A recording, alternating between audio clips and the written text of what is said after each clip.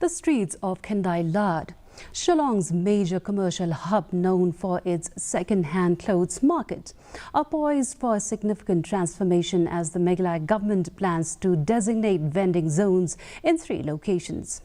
This initiative is part of the first phase of relocating hawkers and vendors to create a hawker-free zone allowing for exclusive pedestrian use.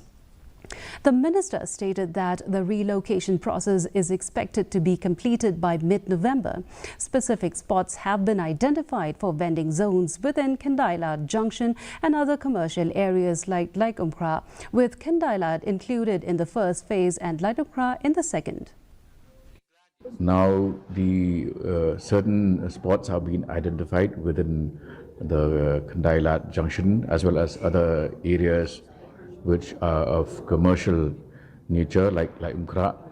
So these areas, the vending zones, will now be notified, and in the first phase, Khyndailad, and then in the second phase, Umkra, will form part of the exercise. And as far as Khyndailad is concerned, we should be able to complete the exercise by middle of November. Members of the Meghalaya